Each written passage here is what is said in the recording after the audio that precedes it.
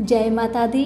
मेरे सभी प्यारे दोस्तों, मैं लक्ष्मी शर्मा बड़ों को चरण स्पर्श, छोटों को प्यार और बराबर वालों को दिल से नमस्कार करती हूँ। सभी बोले लक्ष्मी नारायण की जय हो। आज की इस कथा में आप सभी सुनेंगे राजा पुरुयसा को भगवान का दर्शन, उनके द्वारा भगवत स्तुति और भगवान के वरदान से राजा की सौज्य मुक्ति। कथा को अंत तक जरूर सुने। पसंद आने पर लाइक शेयर जरूर करें। लक्ष्मी तथा एक पार्षद के साथ गरुड़ की पीठ पर विराजित थे। उनका दुख सह तेज देखकर राजा के नेत्र सहसा मूंद गए।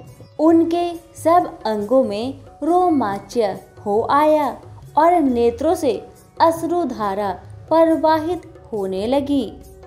भगवत दर्शन के आनंद में उनका हृदय सर्वथा डूब गया। उन्होंने तत्काल आगे बढ़कर भगवान को साष्टांग प्रणाम किया। फिर प्रेम विहल नेत्रों से विश्वात्म देव जगदीश्वर श्री हरि को बहुत देर तक निहार कर उनके चरण धोए और उस जल को अपने मस्तक पर धारण किया। उनकी चरणों की धोवन रूपा श्री गंगा जी ब्रह्मा जी सहित तीनों लोकों को पवित्र करती है।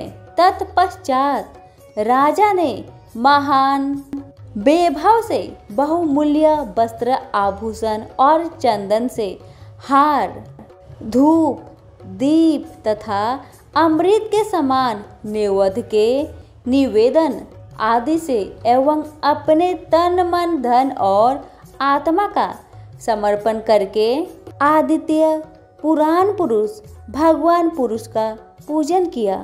पूजा के बाद इस प्रकार स्तुति की, जो निर्गुण, निर्जन एवं प्रजापतियों के भी अधीश्वर है, ब्रह्मा आदि संपूर्ण देवता जिनकी वंदना करते रहते हैं, उन परम पुरुष भगवान श्री हरि को मैं प्रणाम करता हूँ।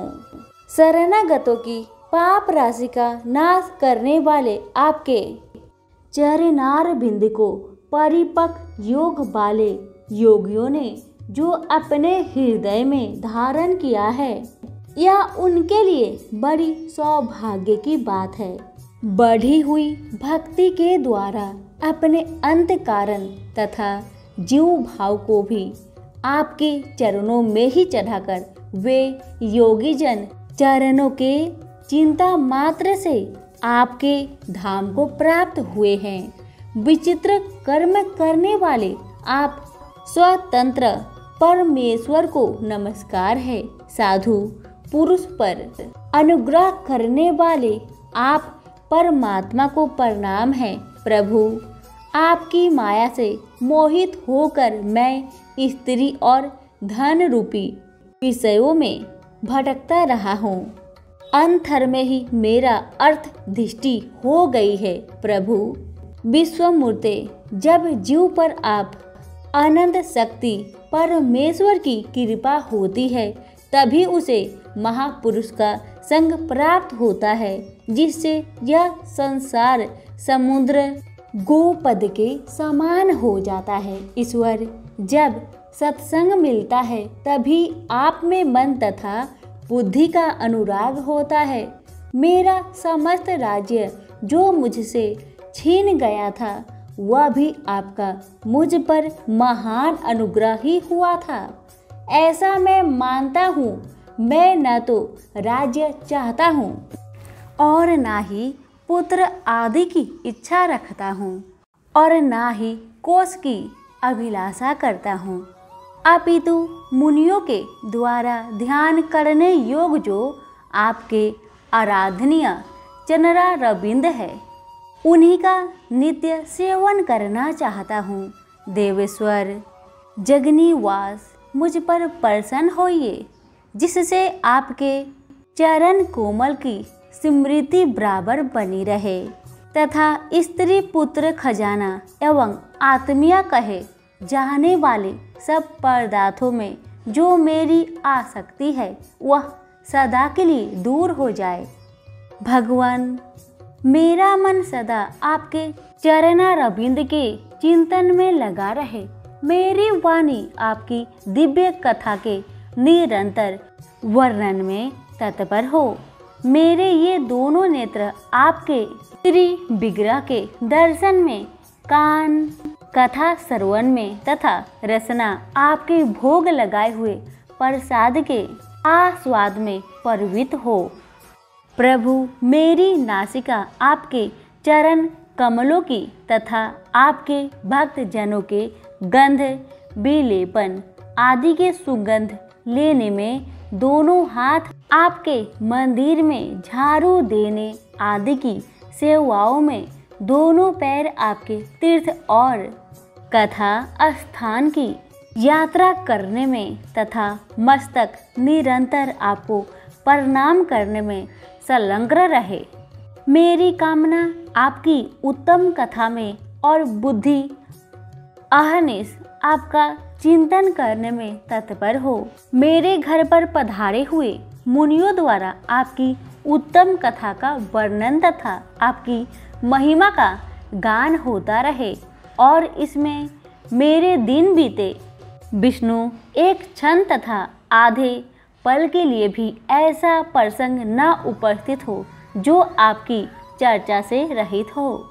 हरे, मैं परमेष्ठी ब्रह्मा का पद, भूतल का चक्रवर्ती, राज्य और मोक्ष भी नहीं चाहता, केवल आपके चरणों की निरंतर सेवा चाहता हूँ, जिसके लिए लक्ष्मी जी तथा ब्रह्मा, शंकर आदि देवता भी सदा प्रार्थना किया करते हैं। राजा के इस प्रकार स्तुति करने पर कमल नयन भगवान विष्णु ने प्रसन्न हो मेघ के समान गंभीर वाणी में इस प्रकार कहा, राजन, मैं जानता हूँ तुम मेरे श्रेष्ठ भक्त हो, कामना रहित और निष्पाप हो। नरेश्वर, मुझे में तुम्हारी दृढ़ भक्ति हो और अंत में तुम मेरा सायुज्य प्राप्त करो। तुम्हारे द्वारा किए हुए इस स्रोत से इस पृथ्वी पर जो लोग स्तुति करेंगे उनके ऊपर संतुष्ट हो मैं उन्हें भोग और मोक्ष प्रदान होने पर कल्याणमयी गोदावरी नदी में स्नान करने के लिए गए। मार्ग में परम पवित्र भीमरथी को पार करने के बाद दुर्गम जल शून्य एवं भयंकर निर्जन वन में धूप से विकल हो गए थे। बैसाख का महीना था और दोपहर का समय था। वे किसी वृक्ष के नीचे जा बैठे। इसी समय कोई दुराचारी व्याध हाथ में धनुष धारण किए वह आया। ब्रह्मा के दर्शन से उसकी बुद्धि पवित्र हो गई और वह इस प्रकार बोला, मुने, मैं अत्यंत दुर्बुद्धि एवं पापी हूँ। मेरे ऊपर आपने बड़ी कृपा की है, क्योंकि साधु महात्मा स्वभाव से ही दयालु होते हैं। कहा कि मैं नीच कुल में उत्पन्न हुआ व्याध और कहाँ मेरी ऐसी पवित्र बुद्धि। मैं इसे केवल आपका ही उत्तम अनुग्रह मानता हूँ।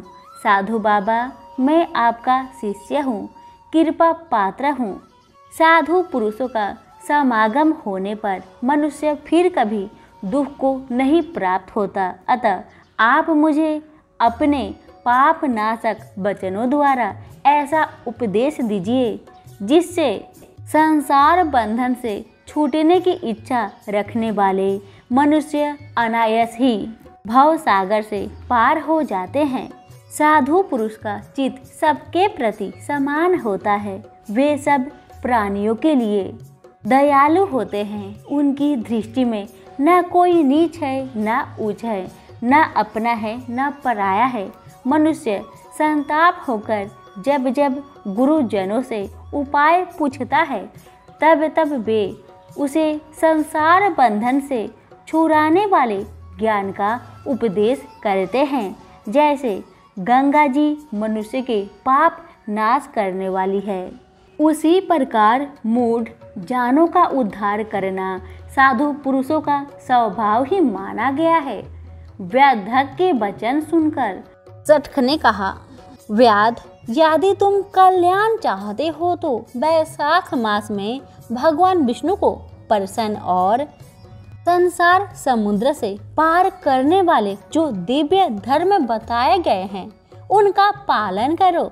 मुनिश्रेष्ठ सटक प्यास से बहुत कष्ट पा रहे थे। दोपहर का समय उन्होंने सुंदर सरोवर में स्नान किया और युगल वस्त्र धारण करके मध्यकाल की उपासना पूरी की। फिर देव पूजा करने के पश्चात व्याध के लाए हुए श्रमहारी एवं स्वादिष्ट केथ का फल खाया। जब वे खा पीकर सुखपूर्वक विराजमान हुए उस समय व्याध ने हाथ जोड़कर कहा, मुनि, किस कर्म से मेरा तमोमय व्याध काल में जन्म हुआ और किसने ऐसी सद्बुद्धि तथा महात्मा की संगति प्राप्त हुई? प्रभो, यदि आप ठीक समझे तो मैंने जो कुछ पूछा है वह तथा अन्य जानने योग्य बातें भी मुझसे कहिए। शंख बोले, पूर्व जन्म में तुम वेदों के प्रागत विद्वान ब्राह्मण थे। साकलय नगर में तुम्हारा जन्म हुआ था। तुम्हारा गोत्र श्रीवत्स और नाम स्तंभ था। उस समय तुम बड़े तेजस्वी समझे जाते थे, किंतु आगे चलकर किसी वैश्य में तुम्हारी आसक्ति हो गई। उसके संग दोष से तुम नित्य कर्मों को त्याग दिया और शूद्र की भांति घर आकर रहने लगे। यद्यपि तुम सदाचार शून्य, दुष्ट तथा धर्म कर्मों के त्यागी थे, तो भी उस समय तुम्हारी ब्राह्मणी पत्नी कांतिमती ने वैश्या सहित तुम्हारी सेवा की। वह सदा तुम्हारा प्रिय करने में लगी रहती थी। वह तुम दोनों के पैर धोती, दोनों की आज्ञा का पालन करती और दोनों से नीचे आसन पर सोती थी।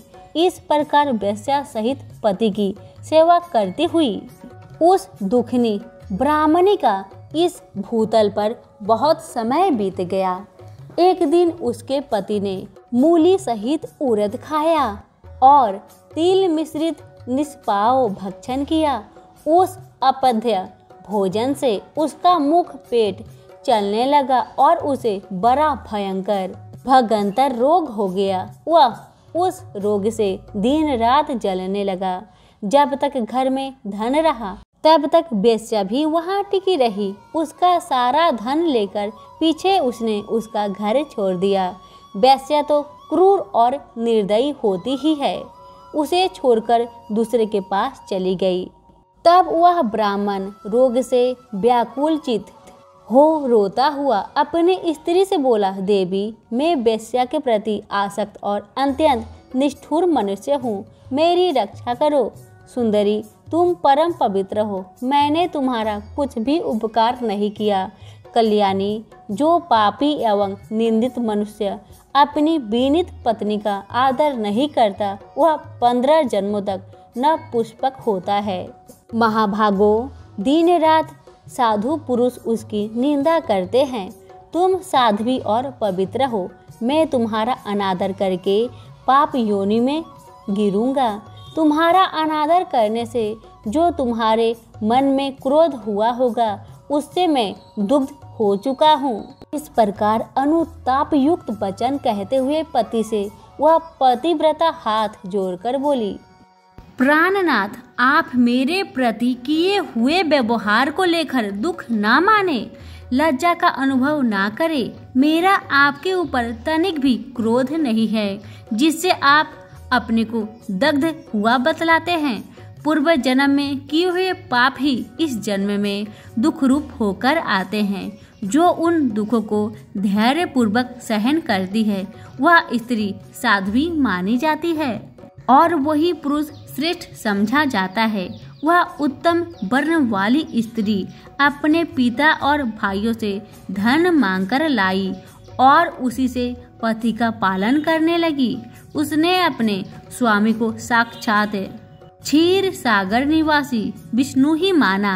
वह दिन रात पति के मल मूत्र साफ करती और उसके शरीर में पड़े हुए कष्टदायक कीड़ों को धीरे धीरे नख से चीर कर निकालती थी। ब्राह्मणी न तो रात में सोती थी न दिन में। अपने स्वामी के दुख से संताप होकर दुखनी सदा इस प्रकार प्रार्थना किया करती थी, प्रसिद्ध देवता और पितर मेरे स्वामी की रक्षा करे, इन्हें रोगहीन एवं निष्पाप दे। मैं पति के आरोग्य के लिए चंडिका देवी को भैंस का दही और उत्तम अन्न चढ़ाऊंगी। महात्मा गणेश जी को प्रसन्नता के लिए मोदक बनाऊंगी। 10 शनिवार को उपवास करूंगी तथा मीठा और घी नहीं खाऊंगी। मेरे पति रोगहीन होकर 100 वर्ष जीवे। इस प्रकार वह देवी प्रतिदिन देवताओं से प्रार्थना करती थी। उन्हीं दिनों कोई देवल नामक महात्मा वहां आए। वैशाख मास में धूप से पीड़ित हो सायंकाल के समय उस ब्राह्मण के घर में उन्होंने पदार्पण किया। ब्राह्मणी ने महात्मा के चरण धोकर उस जल को मस्तक पर चढ़ाया और धूप से कष्ट पाए हुए महात्मा को पीने के लिए शरबत दिया। प्रातःकाल सूर्योदय होने पर मुनि जैसे आए थे वैसे चले गए। तदंतर थोड़े ही समय में उस ब्राह्मणी को सन्निपात हो गया। ब्राह्मणी सोंठ मिर्च और पीपल लेकर जब उसके मुंह में डालने लगी तब उसने पत्नी की उंगली काट ली। उसके दोनों दांत सहसा सट गए और ब्राह्मणी की उंगली का वह कोमल खंड उसके मुंह में ही रह गया। उंगली काटकर उस वेश्या का ही चिंतन करता हुआ वह ब्राह्मण मर गया। तब उसकी पत्नी कंतीमती ने कंगन बेचकर बहुत सा ईंधन खरीदा और चिता बनाकर उस साध्वी पति के साथ उसमें जा बैठी। उसने पति के रोगी शरीर का गाढ़ आलिंगन करके उसके साथ अपने आप को भी चिता में जला दिया। शरीर त्याग कर वह सहसा भगवान विष्णु के धाम में चली गई। उसने वैशाख मास में जो देवल मुनि को शरबत पिलाया और उनके चरणों मोदक को शरीर पर चढ़ाया था, इससे योगी गम्य परम पद की प्राप्ति हुई। तुमने अंतकाल में वैश्या की चिंतन करते हुए शरीर त्याग किया था, इसलिए इसे घोर व्याध के शरीर में आए हो और हिंसा में आसक्त हो सबको उद्गम में डाला करते हो। तुमने वैशाख मास में मुनि को शरबत देने के लिए ब्राह्मणी को अनुमति दी थी। उसी पुण्य से आज व्याध होने पर भी तुम्हें सब सुखों की एकमात्र साधन धर्म विषयक प्रश्न पूछने के लिए उत्तम बुद्धि प्राप्त हुई है। तुमने जो सब पापों को हरने वाले मुनि के चरणोदक को सिर पर धारण किया था, उसी का यह फल है कि वन में तुम्हें मेरा संग मिला है। सभी बोले विष्णु भगवान की जय हो। कथा यहीं पर समाप्त होती है। पसंद आने पर लाइक शेयर करें। धन्यवाद।